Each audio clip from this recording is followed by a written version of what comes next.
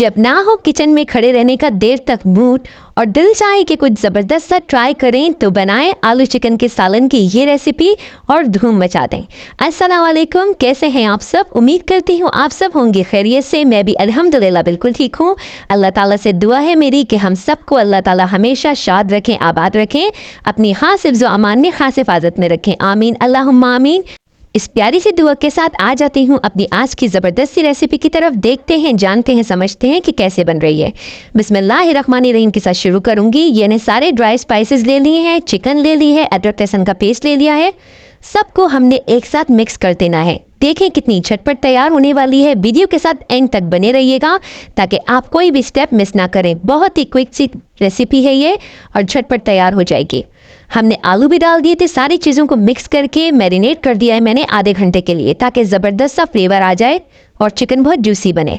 मैंने एक छोटी प्याज ले ली थी और एक छोटा टमाटर ले लिया था और उन दोनों को काट के स्लाइसिस में अब मैंने उनको से सॉफ्ट करना है तेल के अंदर।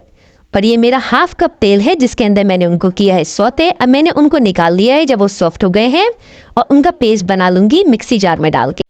अब हम उस तेल के अंदर डाल देंगे अपनी मैरिनेट की हुई चिकन जो हमने मैरिनेट की थी। आधा घंटा हो चुका था। हमने इसको अच्छे से भून लेना है मीडियम टू हाई फ्लेम पर। भुनाई हमारे लिए बहुत मैटर करती है। हम जितना अच्छे से भूनेंगे सालन को उतना ज़बरदस्त सा टेस्ट आएगा। तकरीबन हमने इसको 2 से 3 मिनट तक अच्छे से भुना था। फिर मैंने इसके अंदर 4 हरी मिर्चें डाल दी हैं, छोटी वाली। ये हरी मिर्चें डाल के भी हमने इसको 2 मिनट और भूना और अब इसके अंदर हमने वो पेस्ट डाल दिया है जो हमने तैयार किया था। पेस्ट डालने के बाद अच्छे से हम इसको मिक्स कर देंगे और फिर कवर करके पकाएंगे 10 मिनट के लिए मीडियम टू लो फ्लेम पे। ये जोश आ गया था तो मैंने इसको ढक दिया है और इसको कवर कर दिया है। अब 10 मिनट हो चुके थे। देखें माशाल्लाह ज़बरदस्त सा सालन हमारा तैयार है। बस ये तैयार हो चुका है। मुझे ऐसा ही शोरबा चाहिए था। अगर आप लोगों को थोड़ा और गाढ़ा चाहिए हो तो आप कर सकते हैं। मुझे बिल्कुल ऐसी ही कंसिस्टेंसी चाहिए थी। अब मैं इसके ऊपर डाल दूंगी चॉप्ड हरा धनिया और हरा धनिया डाल के मिक्स करूंगी और इसको कवर कर दूंगी सिर्फ 1 मिनट के लिए। ये देखिए माशाल्लाह ज़बरदस्त सा सालन आपके सामने आ चुका है।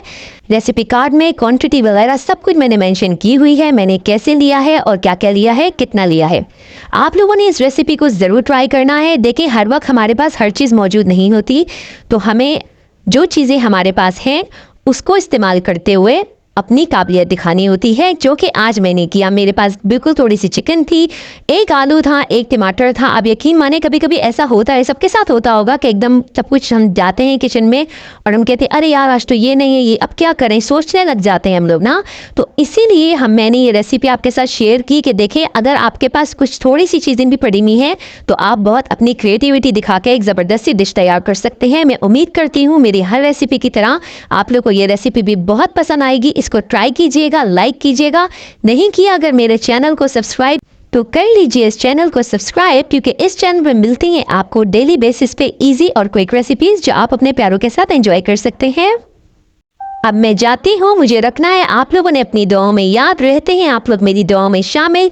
फिर हाजिर होंगी एक मज़ेदार और क्विक रेसिपी के साथ। तब तक के लिए अपना बहुत ख्याल रखिएगा। अल्लाह हाफिज।